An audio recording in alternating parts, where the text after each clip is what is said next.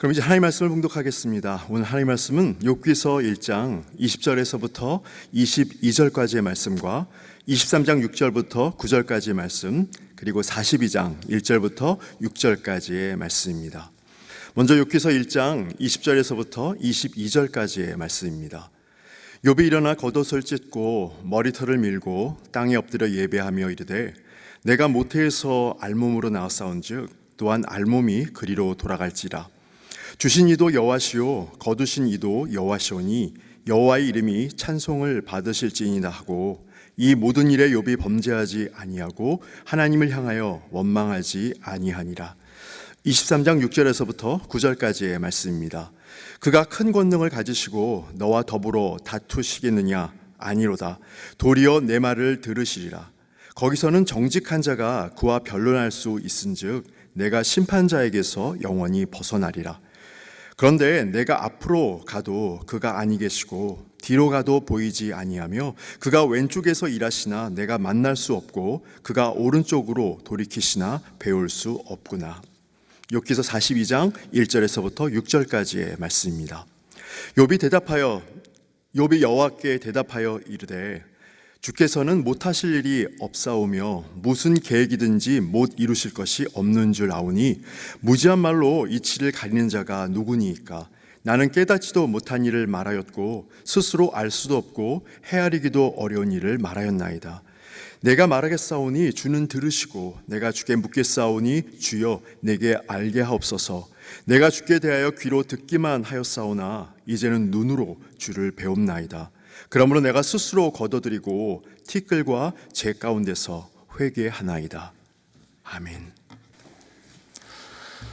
어떤 어린아이가 아빠한테 이런 질문을 했답니다. 제가 실제로 들은 이야기입니다.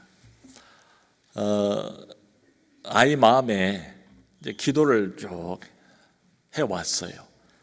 코로나를 빨리 없애달라고. 학교를 가도 친구들하고 뛰어놀지도 못하고 불편한 게 한두 가지가 아니죠.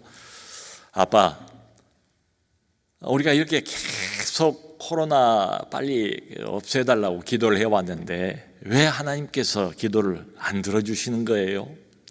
하나님 정말 살아계세요? 하나님이 정말 우리 기도를 들으시는 거예요? 라고 물어봤답니다. 그랬더니 이 아빠가 굉장히 솔직한 아빠였던가 봐요. 이 아이에게 말하기를, 야, 사실 나도 그 점이 궁금하다. 내가 하나님께 물어보고 싶은 게 바로 똑같아. 이렇게 이야기를 했다는 거예요. 아마 많은 사람들이 고통 속에서 동일한 질문을 하나님께 하고 싶지 않을까 생각이 들어요. 욥기는 대표적인 고통에 관한 책이죠. 고통에 관한 성경적인 교과서 하면 욥기일 거예요. 그러니까 우리 크리스찬들이 어려움과 고통을 당할 때 늘 인용이 되거나 언급이 되는 책이 있다면 빠지지 않고 욥기가 늘 등장을 합니다. 여러분, 이 욥기서가 결코 짧은 책이 아니에요. 무려 42장까지 굉장히 긴 책입니다. 그런데 이 욥기서의 이 고통을 당하는 욥을 보면 대개 이 세 가지 단계로 나눌 수가 있지 않을까 생각이 돼요. 첫 번째 단계가 있고 처음 단계, 중간 단계가 있고 그리고 마지막에 결말, 나중 단계, 세 단계가 이렇게 나눌 수 있어요. 아까 읽었던 그 구절들이 대표적으로 첫 단계를 대표, 그다음에 중간 단계를 대표하고 마지막 결론, 맨 나중에 고통의 끝자락을 대표하는 세 본문을 우리가 읽었습니다. 그런데 이게 왜 중요한가 하면 그 단계마다 고통을 당하고 있는 욥의 심정이 달라요. 하나님을 향한 욥의 반응이 달라요. 욥기에 분명히 어떤 한 가지 메시지가 있어요. 근데 그 메시지를 정확히 파악을 하려면 이 전체를 다 종합해서 함께 생각을 해야 핵심적인 메시지가 파악이 가능합니다. 그래서 세 가지를 같이 읽었어요. 여러분, 욥은 어떤 사람입니까? 그 성경 보면 욥기 초두에 욥은 동방에서 가장 큰 부자 거부였어요. 그런데 되게 부자들이 교만한데 욥은 또 그렇지도 않습니다. 욥은 지극히 경건한 사람이었대요. 욥기 맨 처음 1장 1절에 이렇게 소개를 해요. 그 사람 욥은 온전하고 정직하여 하나님을 경외하며 악에서 떠난 자였더라. 이렇게 돈이 많으면서 동시에 이렇게 하나님 앞에서 자신을 겸손하게 낮추고 하나님을 경외한 사람, 정말 쉽지 않죠. 근데 이 사람에게 큰 사건이 벌어진 거예요. 어느 날 그냥 하루아침에 자식 10, 남자 7, 아들 7, 딸 3이 한꺼번에 잔치를 벌이고 있는데 대풍이 불어와서 기둥을 쳐서 부러뜨리는 바람에 한꺼번에 다 죽었어요. 그리고는 가지고 있던 그 수많은 재산 갑자기 약탈을 다 당해버렸어요. 그 욥 자신에게도 몸에 머리끝에서 발끝까지 악창이 나서 도무지 견딜 수가 없는 이런 지경에 처하고 말았습니다. 자, 그런데 성경을 보면 욥이 처음에는 어떻게 반응을 합니까? 믿음으로 반응을 하지요. 그게 아까 우리가 처음에 읽었던 부분이에요. 1장 1절 22절 이렇게 말해요. 모든 것을 주신 이도 여호와시요 가져가신 이도 여호와시니 여호와의 이름이 찬송을 받을지어다 하면서 욥이 하나님께 불평하지 않고 입술로 범죄하지 않았다, 이렇게 돼 있어요. 자, 여러분, 아무리 잘 믿는 사람이라 할지라도 이런 큰 어려움을 당했을 때 이런 반응을 보인다는 게 결코 쉽지는 않아요. 이게 왜 가능한가? 지금까지 욥이 믿음으로 경건하게 살아왔기 때문에 가능합니다. 그러니까 우리가 관성의 법칙이라고 부르잖아요. 영적인 영역에도 일종의 관성의 법칙이 있어요. 계속해서 믿음으로 살아오고 경건하게 살아온 사람이에요. 어떤 큰 일을 갑자기 만났어요. 그래도 지금까지 해온 것처럼 그 영적인 관성의 법칙이 있어서 어려움을 넉넉하게 처음에는 믿음으로 대합니다. 이게 훈련이 잘 돼 있는 거예요. 여러분, 우리 주변에도 이런 분들 가끔 볼 수 있잖아요. 정말 이 큰 일을 어떻게 저분이 감당하실까 염려가 되고 걱정이 되고 자연히 기도가 나와요. 근데 정작 이 사람을 만나보니까 이 세상에 이렇게 침착한 사람이 없는 거예요. 그리고 어디서 주어졌는지 그냥 세상 것이 아닌 것 같은 평안함을 가지고 있고 마치 세상을 초월한 것 같은 이런 분위기. 하나님의 임재를 그분에게서 봅니다. 하늘의 빛을 그분에게서 봅니다. 위로를 하러 갔다가 오히려 위로를 잔뜩 받고 이 믿음이라는 게 바로 이런 것이구나, 믿음에 살아있는 모델을 보는 것 같은 이런 참 우리에게 큰 귀감이 되는 이런 분들이 계시죠. 욥이 그런 거예요. 이 첫 단계에서 절정은 욥의 부인에 대한 욥의 반응일 겁니다. 부인은 달라요. 별로 믿음이 없는 사람처럼 보여요.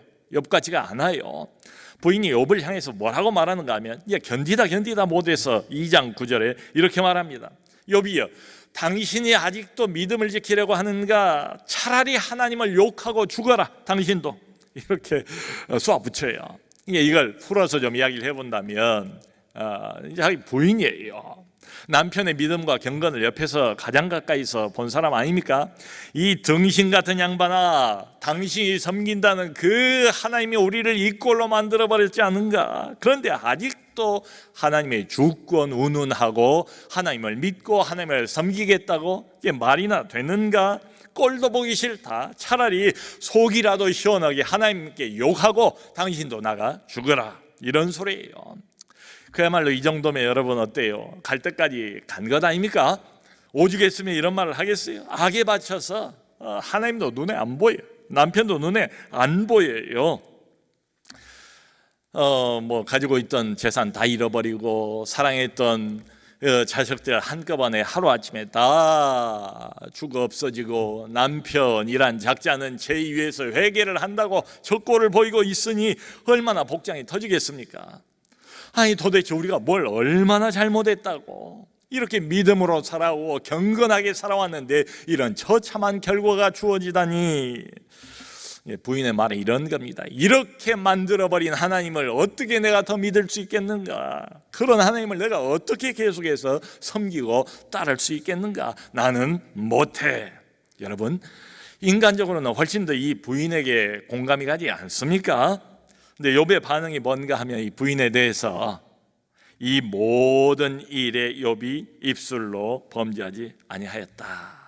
오히려 부인을 나무랍니다. 당신의 말이 어리석은 여자의 말과 같다. 여기까지 좋았어요. 근데 중간 단계는 욥이 달라집니다. 욥의 이 큰 고통의 소식을 듣고 친한 친구 세 사람이 욥을 위로하러 먼 데서부터 찾아와요. 이름까지 다 나와 있습니다. 엘리바스, 빌다, 소발이라는 세 사람의 친구가, 이 사람들도 하나님을 잘 믿는 사람들이에요. 욥을 위로하러 왔어요. 근데 보니까 벌써 멀리서 보는데도 욥의 형편이 너무, 몰골이 너무 말이 아닌 거예요. 생각이 이상인 거예요. 그걸 보고 이 세 친구들이 할 말을 잃어버립니다. 티끌을 막 위로 올리면서 욥의 고통이 너무 심한 걸 보고 뭐라고 말 한마디 꺼내서 위로를 못했대요. 그냥 욥 옆에 앉아서 자기들도 죄를 뒤집어 쓰고 같이 고통을 나누는 장면이 나와요. 일주일을 그렇게 보냈대요. 친구들과 말 한마디 섞지를 않고 일주일을 서로 고통을 참아내면서, 그 다음에 이제 3장 1절 욥이 이렇게 나옵니다. 그 후에, 그러니까 요 말은 일주일 지나고 난 후에 욥이 입을 열어 자기의 생일을 저주하니라. 잘 버텼어요, 얼마 동안은. 그런데 이 고통이 길어지니까 욥이 드디어 자기 입을 열어서 자기의 나를 저주합니다. 차라리 나 같은 사람 이럴 것 같으면 차라리 태어나지를 말았어야 됐는데 내가 왜 세상에 나왔던고 하면서 자기 생일을 저주를 합니다. 괴로움을 토로를 하는 거예요. 뭐라고 토로하는가 하면 3장 26절은 내게는 평온도 없고 안식도 없고 휴식도 없고 다만 불안이 가득하다. 다 사라져 버렸어요. 내가 누리던 것, 오직 남아있는 것은 불안밖에 없다는 거예요. 그러니까 도대체 하나님을 그렇게 잘 섬기던 욥이 왜 이 모양 이 꼴을 당해야 되는가? 세 친구들도 너무너무 안타까웠죠. 그러면서 이 세 친구들이 욥에게 이제 충고를, 위로를 한답시고 충고를 합니다. 인간적으로 생각을 할 때에 자기들이 생각해 볼 수 있는, 왜 하나님이 욥에게 이런 고통을 주시는가, 그 이유들을 죄다 꺼내서 욥에게 들려주기 시작합니다. 사실은 욥을 질책하는 거예요. 욥을 정죄하는 거예요. 욥을 막 몰아붙입니다. 왜냐하면 이 세 친구들하고 욥이 세 차례에 걸쳐서 끝장 토론, 일종의 끝장 토론을 벌려요. 그게 욥기의 상당 부분을 차지를 합니다. 그런데 욥이 지지를 않아요. 물러서질 않아요. 욥이 알고 있는 하나님 지식이 훨씬 더 정확해요. 더 깊어요. 이 세 친구들이 공통적으로 어떻게 접근을 하는가 하면 소위 말하는 인과응보 사상을 가지고 접근을 해요. 야 욥아, 너도 하나님을 알지 않냐? 하나님이 공평하신 분 아니냐? 하나님이 괜히 너에게 이러시겠냐? 너는 잘 모를지 몰라도 네가 모르는 중에 하나님 앞에 잘못한 것이 분명히 있을 것이다. 그러므로 너의 교만을 꺾어라. 하나님 앞에 엎드려라. 잘못했다고 지금이라도 회개해라. 뉘우쳐라. 반성하라. 그냥 무조건 잘못했다고 하라는 거예요. 욥을 몰아붙이고 다그칩니다. 근데 욥이 이제 그런 말을 해요. 너희는 나를 위로하러 온 자들이 아니고 내게 고통만 더 가중을 시키는구나. 나중에 보면요, 이제 나중에 욥기의 그 마지막 부분에 하나님께서 이 세 친구들에게 노하세요. 화를 발하세요. 뭐라고 말씀을 반복해서 하시는가 하면 너희의 말이 내 종 욥의 말같이 옳지 아니하다. 너희가 틀렸다 이거예요. 욥이 더 맞다. 이 사람들아 정신 차려라 하면서 화를 발하시면서 욥을 막 몰아붙였거든요. 화를 발하시면서 욥에게 가서 너희들을 위해서 중보 기도를 해달라고 부탁을 해라. 그리고 제물을 드려라. 욥이 그대로 합니다. 이 친구들을 위해서 용서해달라고 기도를 하고 하나님이 이걸 기쁘게 받으시고 용서를 해주셨다. 이렇게 나와요. 그러니까 욥이 훨씬 더 고통은 당하고 있지만 이 친구들보다 하나님에 대해서 정확하게 또 깊이 있게 알고 있는 거예요. 여러분, 고통이나 어려움만큼 일종의 표리부동한 게 있을까? 남의 고통일 때는 금방 어떤 그 이론이나 정답도 막 우리 마음속에 떠올라요. 이 고통만큼 이론과 실제가 다른 게 없어요. 이론은 우리가 알아요. 이론은. 근데 내 고통이 아닐 경우에는 그 이론을 가지고 쉽게 고통당하는 사람에게 접근하지 않습니까? 그러면서 정답으로 훈수를 두기 시작하지 않습니까? 근데 문제는 고통 당하고 있는 사람의 심정, 그건 잘 몰라요. 그건 공감을 못해요. 그런 가운데서 뭐 성경에 대한 지식도 많이 갖고 있는 사람이니까 정답으로 훈수를 두기 시작한다면 이건 위로가 아니라 욥의 세 친구들처럼 더 상처를 주기 십상이죠. 너무 쉽게 입을 열어서 이런 말들을 하는 건 좀 곤란하지 않은가. 참 고통을 실제로 겪고 당하고 있는 사람에게 너무 염려하지 마세요. 다 합력해서 결국은 선을 이루실 거예요.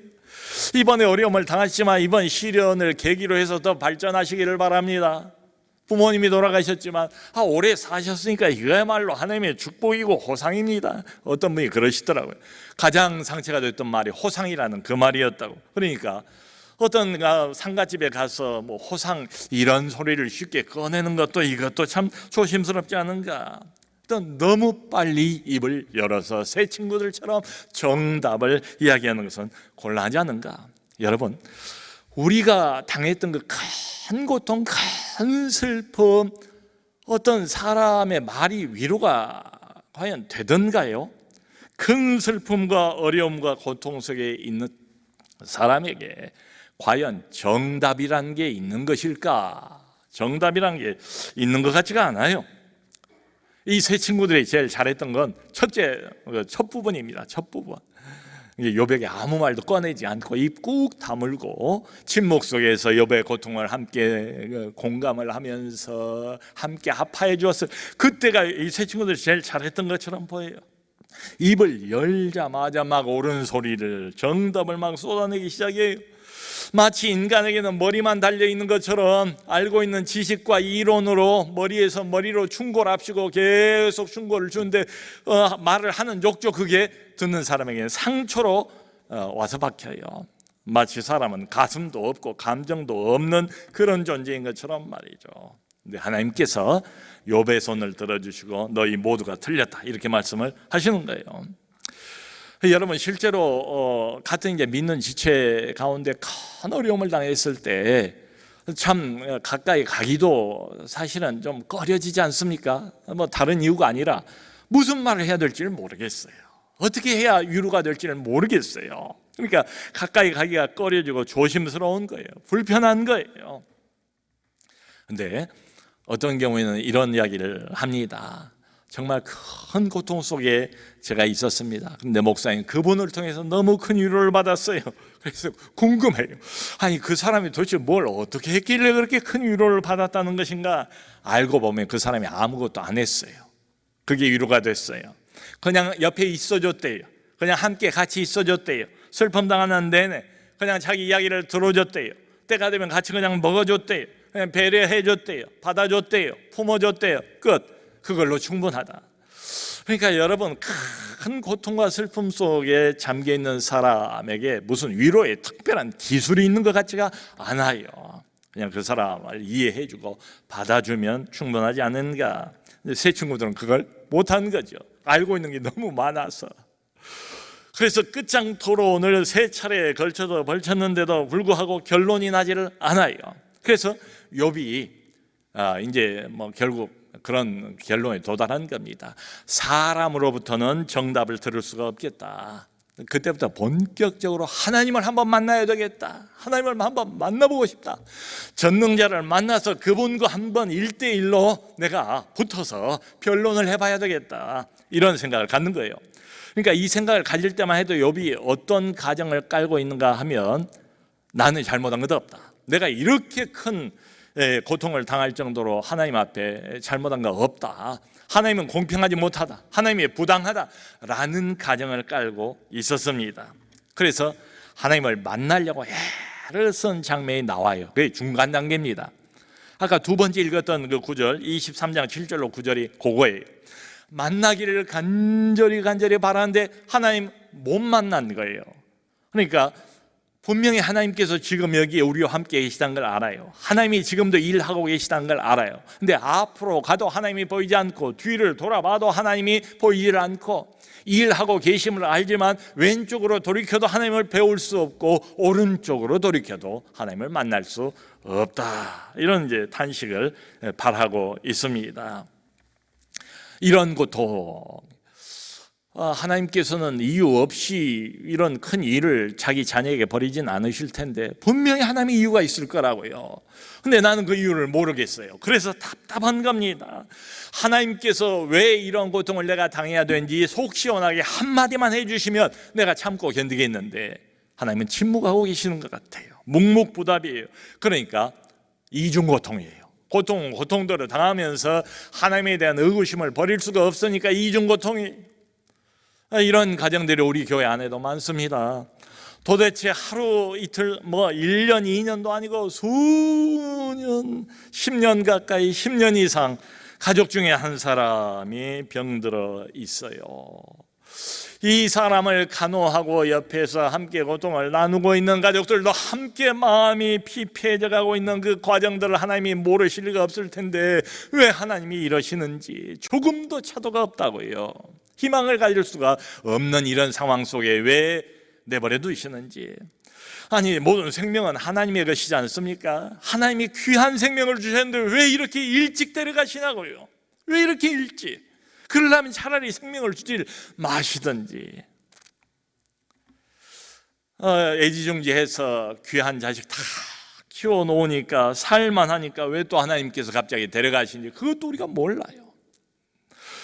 대학 공부시키고 직장 잡고 가정까지 꾸렸는데 그 가정이 왜 이렇게 풍비박산 나도록 하나님이 내버려 두신지, 기도해도 왜 하나님이 안 말리시는지 몰라요.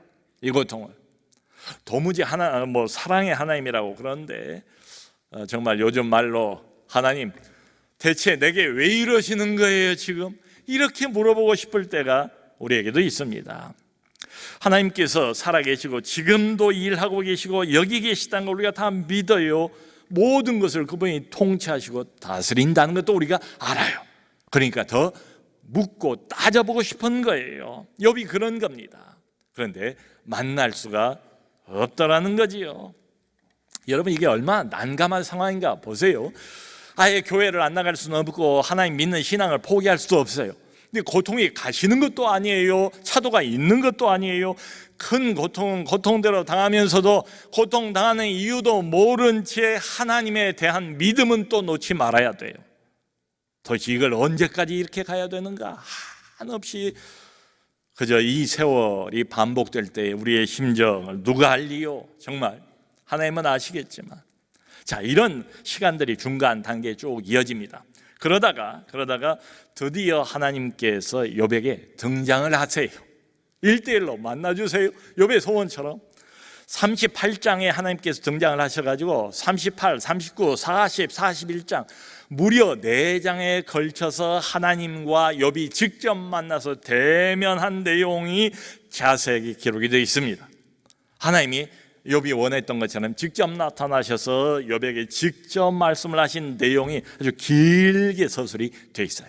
자, 여러분, 그런데 참 흥미롭게도 욥은 지금 하나님으로부터 대답을 듣고 싶었던 것 아닙니까? 도대체 뭡니까? 하나님 왜 이러시는 겁니까? 내가 뭘 잘못했습니까? 이걸 알고 싶거든요. 그런데 하나님이 나타나셔서는 정작 하신 일이 뭔가 하면 속 시원하게 대답을 주신 게 아니고 오히려 거꾸로 하나님이 계속 욥에게 질문을 던지세요. 이게 욥기의 핵심 포인트입니다. 하나님이 대답을 주신 게 아니고 질문을 욥에게 계속 퍼부어 대십니다. 이렇게 시작을 하세요. 38장 2절 3절에 무지한 말로 생각을 어둡게 하는 자가 누구냐? 너는 대장부처럼 허리를 묶고 내가 내게 묻는 것을 대답하라. 욥에게 하나님께서 1대1로 만났어요. 마치 취조나 신문을 하는 것처럼 하나님이 대답은 안 해주시고 욥을 딱 가운데 세워놓고 그래, 네가 나이가 많고 네가 지혜가 많아서 내가 묻는 질문에 대답을 할 것이다, 이런 말씀까지 하시면서 너는 사나이 대장부처럼 내가 묻는 말에 먼저 대답을 해봐라 라고 다그치시는 거예요. 하면서 4절에 이렇게 이제 물어가십니다. 내가 땅에 기초를 놓을 때 너는 어디 있었느냐? 땅의 주추는 무엇 위에 세워졌으며 그 모퉁이 뚫은 누가 놓았느냐? 바다가 그 모태에서 터져 나올 때 문으로 그것을 가둔 자가 누구냐? 네가 아침에게 명령을 하였느냐? 새벽에게 그 자리를 일러주었느냐? 네가 바다의 샘에 들어가 보았느냐? 깊은 물 밑으로 걸어다녀 보았느냐? 누가 홍수를 위해서 물길을 터주었느냐? 우레와 번개의 길을 누가 내었느냐? 누가 황무하고 황폐한 토지를 흡족케 하여서 연한 풀이 돋아나게 하였느냐? 비에게 아비가 있느냐? 이슬방울은 누가 낳았느냐? 네가 묘성을 떼어 묶을 수 있으며 삼성의 띠를 풀 수 있느냐? 이 묘성, 삼성은 다 별자리입니다. 별들이에요. 풀 수 있느냐? 산 염소가 새끼 치는 때를 네가 아느냐? 암사슴이 새끼 낳는 것을 네가 본 적이 있느냐? 그것이 몇 달 만에 만삭이 되는지 아느냐? 그 낳을 때를 아느냐? 이제 달리는 말의 힘을 네가 주었느냐? 그 목에 흩날리는 갈기를 네가 입혔느냐? 등등. 무수히 많은 질문들, 심지어 여기 보면 하나님이 하마까지 끌어오시고 악어까지 끌어오셔서 별별 질문을 다 하세요. 그리고 나중에 이렇게 말씀하세요. 여봐, 네가 내 공의를 부인하려느냐? 너의 의를 세우려고 나를 악하다 하겠느냐? 네가 하나님처럼 능력이 있느냐? 하나님처럼 천둥 소리를 내겠느냐? 등등 질문. 그러니까 하나님 아니고는 어떤 인간도 대답할 수가 없는, 전능자만 알고 전능자만 대답할 수 있는 질문 계속 인간인 욥에게 퍼부어 대십니다. 여러분, 욥이 세 친구하고 그러니까 세 번에 걸쳐서 토론을 할 때는 욥의 말이 가장 많았어요. 욥이 하나님을 너무 잘 알고 있다 보니까 토론을 해도 다 세 친구들을 이기는 거예요. 갈수록 세 친구들의 목소리는 잦아들어요. 세 친구들의 이야기는 점점 적어져요. 욥이 오히려 하는 이야기가 점점 많아졌습니다.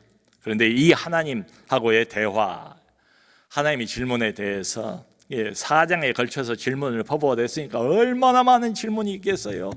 욥이 단 한마디도 대답을 못합니다. 대답을 못해요.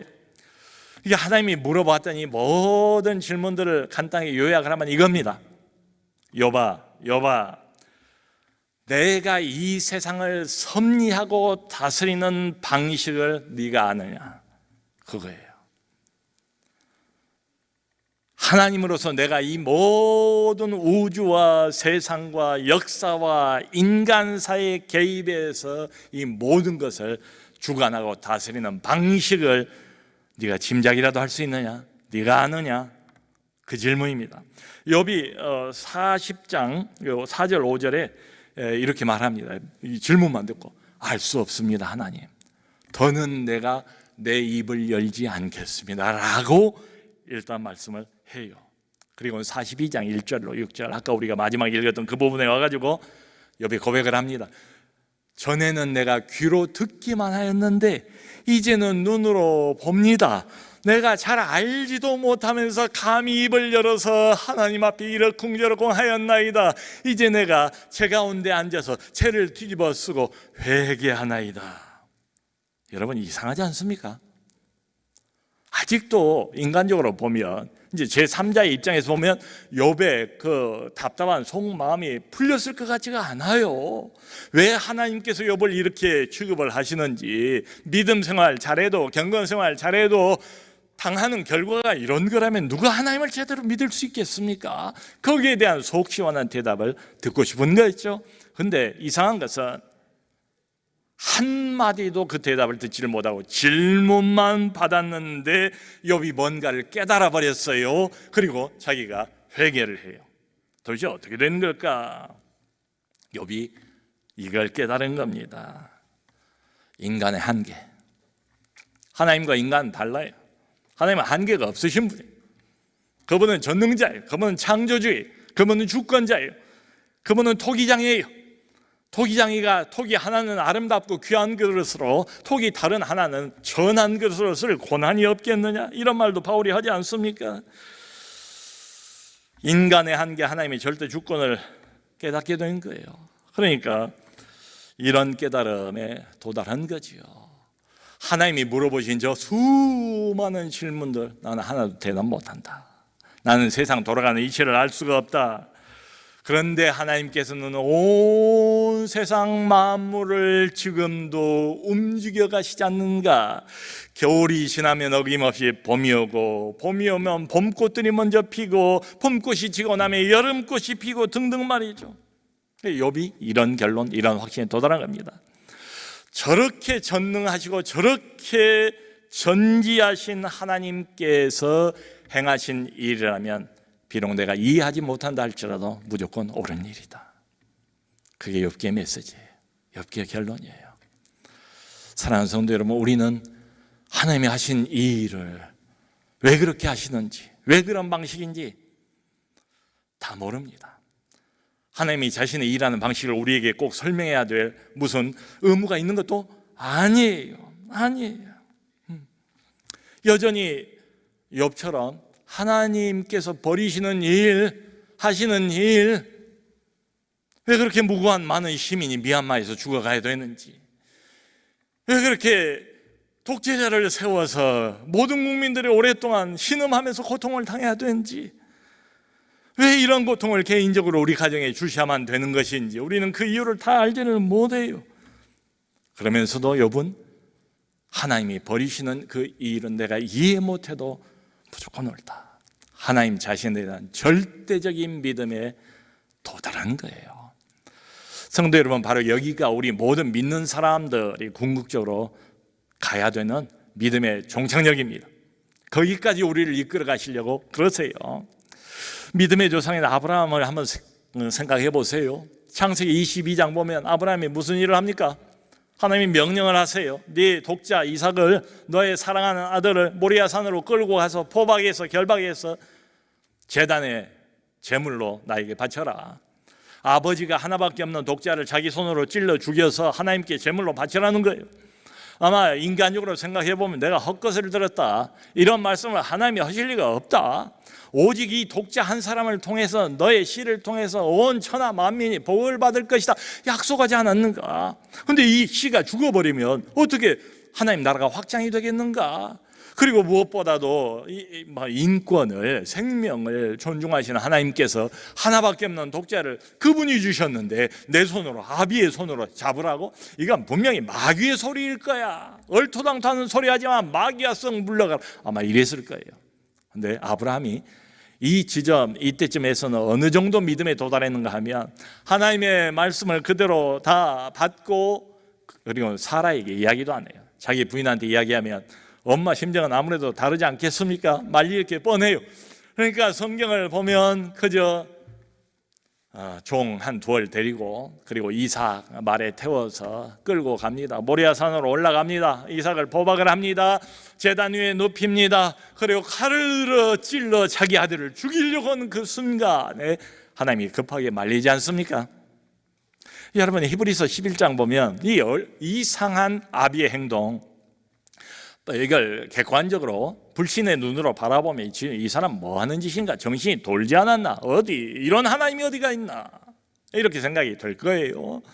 지금 아브라함의 이 미친 행동을 뭐라고 설명을 하는가 하면, 아브라함이 그때 칼을 들었을 때 한 가지를 믿었대요. 믿고 시행에 옮겼대요. 뭘 믿었는가 하면, 이 아들을 통해서 천하 만민이 복을 받을 것이다 약속을 하셨으니까 내가 지금 칼로 이 아들을 죽여도 하나님이 다시 살려낼 것을 믿었다는 거예요. 비유컨대 죽은 자 가운데서 도로 받은 것이라. 아브라함의 믿음이 그 정도까지 갔대요. 나는 이 명령을 이해할 수가 없어요. 이해가 안 돼요. 근데 두 말 하지 않아요. 군소리 없어요. 하나님의 명령대로 순종을 합니다. 그리고 아들을 직접 잡으려고 막 실천하려고 행동으로 옮기는 그 순간 하나님이 말리시죠. 이 아들 죽여도, 여러분 인간적으로는 그 방법밖에 없잖아요. 내가 죽인다 해도 하나님이 이 아들을 통해서 천하 만민을 복 주신다고 그랬으니까 하나님이 이 아들을, 전능자가 못할 게 뭐가 있어요? 전능자가 다시 이 아들을 살려낼 것을 믿는 지점까지 아브라함의 믿음이 도달했대요. 살아계신 하나님에 대한 절대적인 믿음의 자리까지 갔다는 겁니다. 여러분, 이런 믿음, 귀한 믿음이지만 결코 그냥 주어지진 않습니다. 아브라함도 마찬가지고 욥도 마찬가지고 고난의 훈련의 시간이 필요해요. 제가 시간이 나는 대로 멀리까지 가지 못하고 이제 여기 가까운 대모산하고 구룡산을 등반을 해요. 저기 수서역 있는 데에서 올라가면 대모산 297m 넘어서 구룡산까지 올라갑니다. 구룡산 306m 산 두 개를 넘어요. 그리고 이제 집으로 돌아와요.